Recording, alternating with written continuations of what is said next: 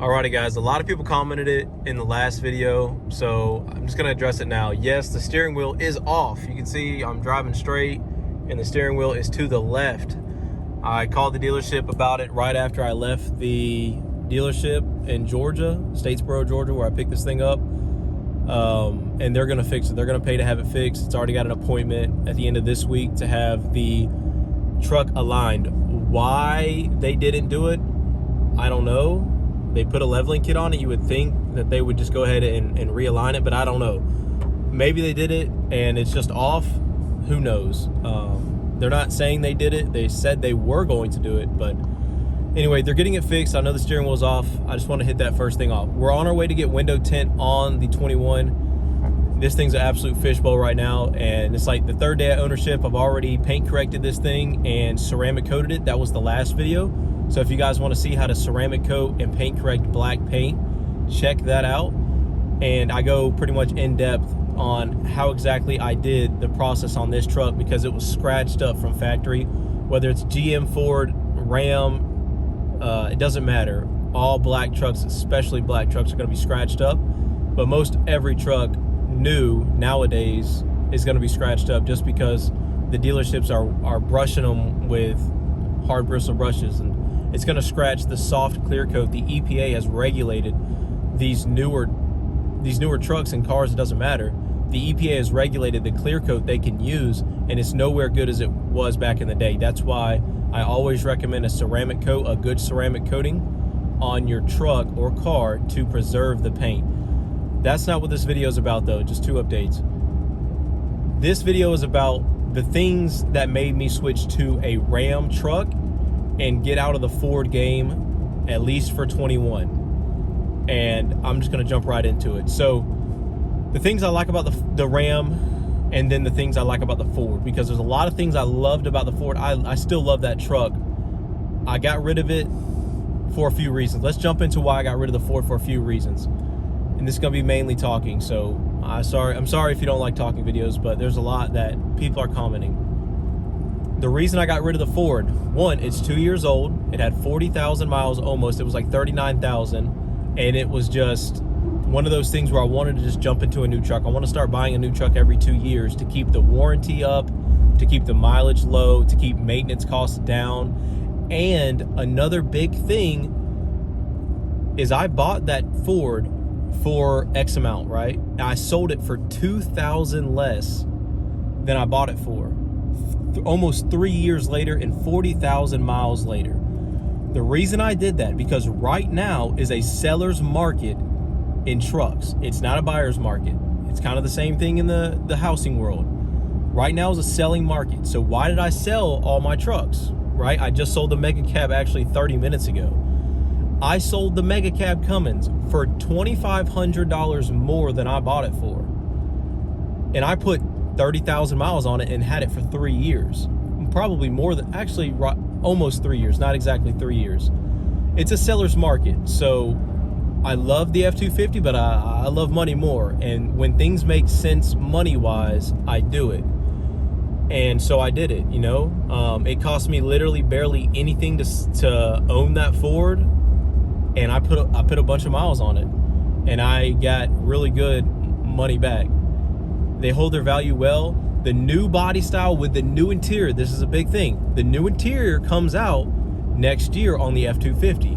What's that gonna do to my body style, my 19? It's gonna drastically lower the price of my 2019 F-250 Platinum, because the Platinums are gonna have new interiors, which they didn't in 2020, which is why mine held its value so well, and why it was smart to sell it when I did.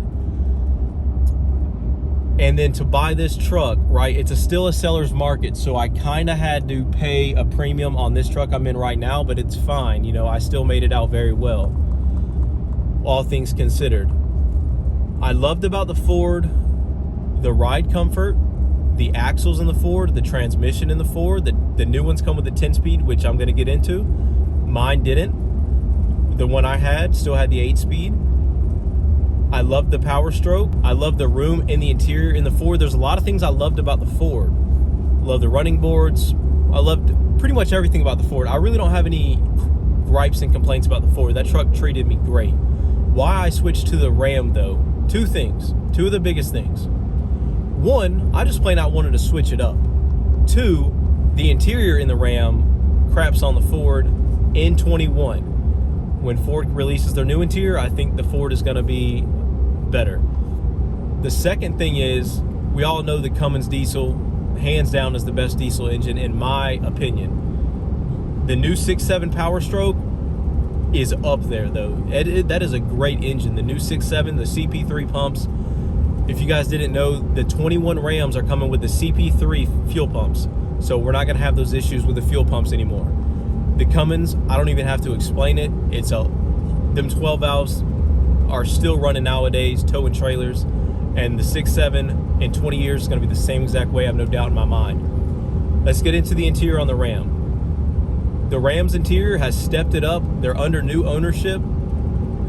You know, I've owned Rams for years. I've owned everything from 99s, 2003s, 2010s, 2001s, 2021s now. Anyway, I've owned everything in the middle. Third gens, second gens. I've owned a 93. I've owned literally every single generation you could have. First, second, third, fourth, and fifth. I've owned all of them. Things about the Ram that were just annoying as all hell coming up to this point in the 21s. Random stuff would just stop working. Heated seats would just out of nowhere just stop working, and you'd be like, what the hell? You know, it'd be like weird stuff. It'd be like, you know, maybe my sunroof won't open anymore. It'd just be like, what the hell, Ram? You know, it'd just be annoying stuff. My AC stops working. It's just like electronic things that Ram has always been bad at. The engine has always been good. No one's ever argued that. But the interior and the mechanisms they use has always just been kind of trash up to this point. Now that they're under new ownership, and there's another guy, I think he came from GM, maybe Ford. I think a Ford guy, engineer, came over to Ram, and that is why I think the Ram is just so nice right now. Will we have issues with this Ram in a few years? It's too early to tell. Everything though seems well put together, seems high quality, seems just head and shoulders above every Ram I've ever been into. And those were newer Rams at the time. And I know this is new, so it's kind of not comparing apples to apples, but for their time, they still weren't as nice as other GMs and Fords. So Ram has really stepped up their game. One thing I want to hit on that I don't necessarily like about this Ram, and you can get a mega cab to fix the problem, but we're talking about this Ram compared to my F-250. The F-250 has a lot more space in the interior. This is noticeably smaller in the interior. If you want to opt in for a mega cab, I just sold a mega cab this morning. You can do that. It's not a big deal. I chose not to get a mega cab this time based on a couple things, but I won't go into that in this video. Mega cab was great. I just chose to go with a regular cab for this truck for a couple things, but it's noticeably smaller on the inside. The Ford obviously doesn't come in a mega cab, and it's just large. So that's what I liked about it. The 68 RFE transmission in the Cummins, I really don't like it. I'm worried I'm gonna have issues with it. It does have a good warranty, 100,000 miles. So we'll see if we end up having issues with it, but I don't like it as good as the Ford transmission. That Ford transmission was really strong. The 68 RFE has been known to be not reliable at all, so that's one thing that was kind of having me on the edge. But the biggest reasons I came over to a Ram, switching it up, I didn't want to jump straight into the same interior in a Ford. The Cummins diesel and the interior of the Ram is the three big reasons I switched to a Ram in 21. Bonus on top, being able to sell the F-250 in such a good price and it holding its value so well, and knowing in the back of my mind the new interiors are coming out next year and that truck is about to drastically lose value. Those are all the things that came into mind when making this decision. A big one was the F-250 about to lose its value because the interior is about to change, and not a lot of people are going to want the older interior once that new one comes out.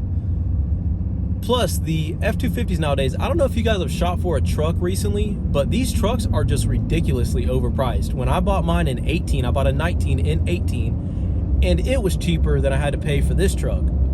You would think it wouldn't be that way with coronavirus and everything, but apparently because the factories are on lockdown, there's a limited supply. on all new truck platforms. The GMC Denali, people are going to talk about that. Oh, it's the best truck out right now. Yeah, it's really nice, but the interior has nothing on this Ram. The Duramax is great, got it, but the interior has nothing on this Ram. I like the body style of the Denalis, I really do, but I could have got a Denali for like $5,000 cheaper than this truck, but I really wanted to go with this truck. People say, oh, this is just a Laramie, why is it that much? Well, this has really every option, including the blackout option that you would want, so that's why I paid up for this truck. I think that pretty much hits it. We're almost to the tent shop. We'll catch up with you guys when we get there and change this thing from a fishbowl to all blacked out. It should look sweet. I'll see you guys when we get there. Alrighty guys, we got the truck dropped off. We're gonna be taking my wife's expedition on some errands over here in Dothan, Alabama. Right now, it's got no tint on the front windshield and the 2 roll-ups up front. So we're gonna get the windshield tinted and the side roll-ups tinted. So we ain't gotta be a fishbowl. Then we're gonna drop the expedition off to do the same with my wife's car. We're gonna do a switcheroo this afternoon. It's the morning time, so they're gonna do this one in the morning, this one in the afternoon. And we got a few hours to kill and we have no real plan, so we gotta go kill some time. See y'all when it's done. Looks like they got the Ram pulled in the shop. It's quite a few hours later. Let's go check it out, see what it looks like. Oh, that looks good, boys. Let's go take a closer look. So the truck looks good, but what I hate about all tent shops, and all of them do it, they don't clean up after themselves, man. This truck was coated and polished, and this is the first place it's been, and it hasn't rained, so this truck was perfect when it got brought in here, and it's just all over the truck, man. They all do it. It's nothing new. It's just one of those things, I guess. They just don't ever clean up after themselves. But hey, we'll get it cleaned up once we get home. Tint looks good though. Edges look good. Looks like they took their time. They didn't try to rush it. Real clean. This is one of the back windows. And the fronts, same thing. We really don't even have that many bubbles. We did go ceramic tint on this one, of course. We did ceramic on my wife's too, so it stays nice and cool inside. But we're gonna go pay for it. I'm not gonna say anything about that. I'm not even worried about it. It's just one of those things you would think running a business you would not let a customer go like that, but hey, I don't know, man. I wouldn't let a customer, I own a shop and I would never do that to a customer, but it's just one of those things. Let's go pay for it. On the way home, let's see what this fool's up to. Oh, Dippin' Diesel, he's always getting into something. Look at him over there. What's he doing over there? I spotted a wild Dippin' Diesel. Let's see what our man's up to. See, he's messing around. That's his new 24 valve you guys haven't seen. That's his old one, which actually was in a wreck. You guys don't even know about any of this stuff. No more fishbowl, huh? Yeah, no more fishbowl. Got a Budweiser shirt on, eh? Tailgate? This is tailgate. Yeah, true Alabamian. Family friendly right here. Oh yeah, it is. No alcohol. I was just telling them about how there's a lot that's happened since last time they've seen your place or anything like that. Yeah, the main thing is this truck right here. Yeah, this truck is wrecked. Tell them without telling them what happened. Tell them what happened. Basically, it got totaled. Yeah, that's all I'm gonna say.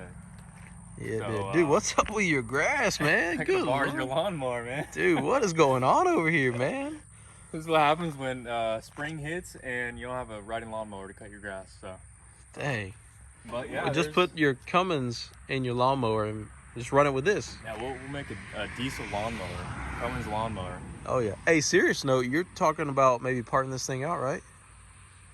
Not parting it out, but just selling it whole. Selling it whole. I'm gonna take off all the performance parts that I want. So I'm taking off the AFE intake horn. I'm taking the turbo off. Taking the injectors out. I'm gonna take all the stock parts from that two-wheel drive and throw it on here and keep all the performance parts and throw them on that truck, and then probably just selling this truck. So nice. The twins may buy it. I don't know. Yeah. Oh, by the way, speaking of the twins are out of town the past couple of days. That's why we haven't recorded the Mater video. But as you guys are watching this video, I'm going to be recording the Mater video, so that's going to be the next video. I know it's a video behind. I know we've been at 2,500 likes for the startup of my 1951 4BT swapped Dodge B-Series dually truck. That video is going to be next. But that's, speaking of the twins, they're just out of town right now. So Yeah. we're not going to go to their property and record a video without them there. They need to powder coat some stuff for me too. So. Oh, yeah. But yeah, the truck that I've had on the channel for the past almost 5 years is totaled. So. Your house is where Dodges go to die. This is like... Well, I sold Frank, if you guys don't know. But that truck's gone. This truck's totaled. I bought this truck for, I don't even think I said it on my channel, but I bought this truck for $875. Like, people were saying, oh, why'd you buy another truck like this? You can't pass up $875 for a Cummins that starts up right away. Exactly. The transmission was bad. I went ahead and rebuilt it. Still kind of iffy. It was leaking a little bit. The leak stopped. I actually moved the trailer out of the yard. You didn't notice that, Caleb? Yeah. With this truck. Oh, sweet. But this thing starts up right away. I started moving some parts over from this truck. I haven't got the gauges in, but I took the gauges all out. Took the programmer, put it in here. Got the Edge CTS2 put in here. Oh, kind of put in here. But nice. This thing Go ahead starts and up right crank it away. on up. Starts quicker than my 6.7. Seriously, it does. Okay, maybe not. What? It normally starts right up. What's up? Yeah. So it starts up right away. As soon as I put the programmer in here, hook this programmer up to the map sensor and the data link, it takes a second to start now. Wow. Not sure what it is. I have it turned off now, but as soon as I put this programmer in there, it takes a second to start. The Just weirdest take the thing programmer ever. off. The weirdest Just thing take ever. the programmer off, man. That thing's trash anyway. It's like Edge's comp box, like their first one, right? No, it's 2006, I think. That's an Edge comp box, though, right? Yeah, it's an Edge combox. Dude, just put a Quadzilla or whatever they call That's them what things. I want. I either want to get a Smarty or a Quadzilla. But Dude, the dash is mint in this thing. yeah, dude. Dash delete. As soon as I put the program in there, it takes forever to start. That's crazy. I wonder why it does that. Got the anthems polished up.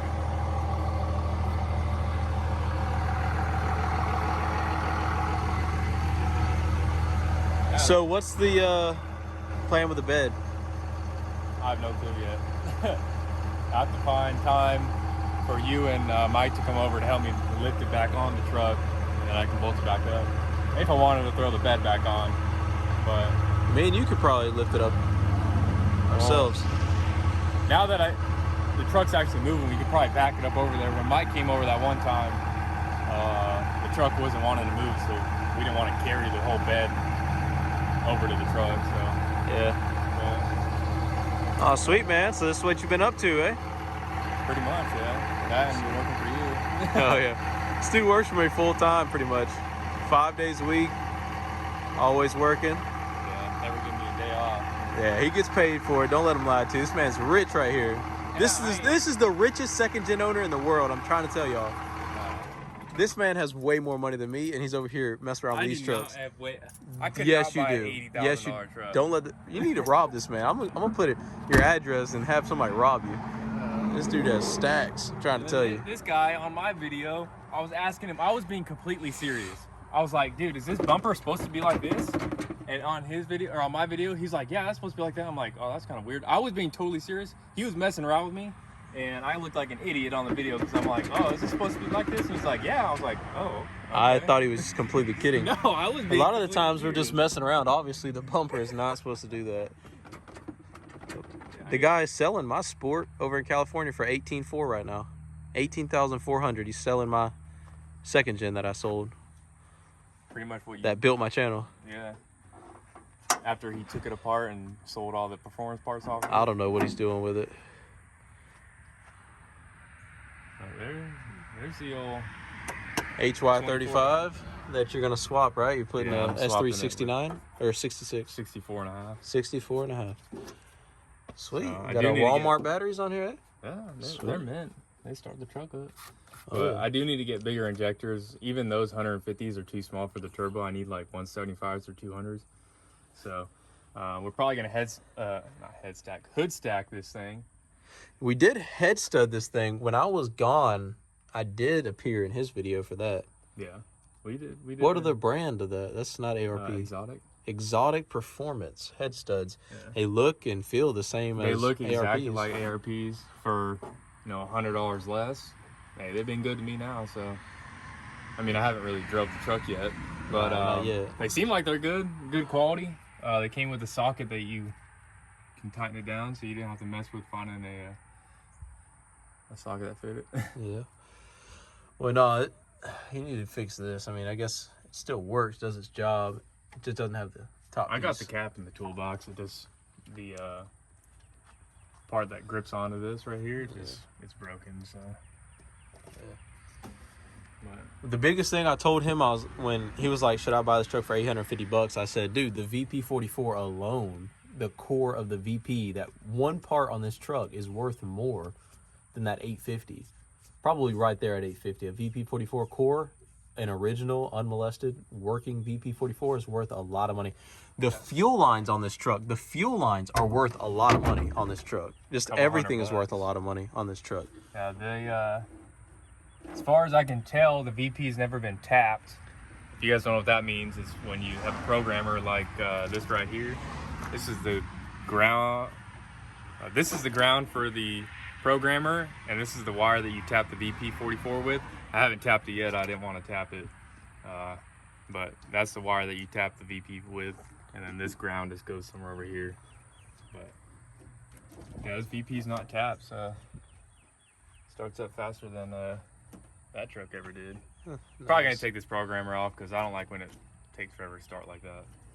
Heck yeah. What's the plan for the bumper, man? I know it's red and The plan for this truck was to be kind of like a sleeper street truck, so I wasn't really gonna care about how it looked. You know, if someone would see it and be like, "Oh, that's a trash truck, man," and then they would pull up to a stoplight next to me, and I would just smoke it. You know. So what's the plan now? Same thing? If the transmission holds up, yeah, kinda. But I do need to get new wheels because I can't turn with these. Yeah. The turning radius is terrible with those. To turn around, I'd probably need to do like a 20-point turn. You buy one of these? Yeah, not black. Not black? Why not black? I just like the black on black. I would not buy a regular black, but the black on black, I love the midnight edition. Yeah. But a regular black one, nah, I wouldn't do it. I mean, I haven't really looked into them because I'm not looking to buy one right now. I don't got the cash for it. I mean, I could, but I'm looking to buy some other things first. But black on black does look pretty cool. Now that the windows are done, I think it really sets it off. I do need to paint the mirrors, though. The mirrors need paint. Yeah, they color match the mirrors. The plastic just looks weird. Color match this part right here. That is kind of odd that they did that. But see, we just ceramic coated this thing, and the tint guys, it's all right though. I didn't even say anything about it to them. You just wash it I ain't off. that worried about it. No, that's what I'm saying. I just wash it right off. It ain't a big deal. They did a clean install though. Yeah, Edges and everything are tucked. I tried really to tint my windows today. I started doing the first one. It looked horrible. I just ripped it off. I was like, I'm not doing this.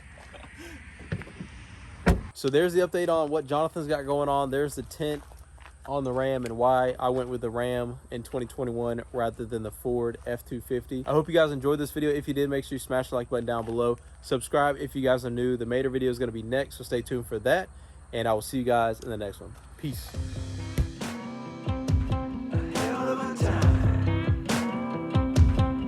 I go straight from the bank, gassing up the tank, cranking up the radio, playing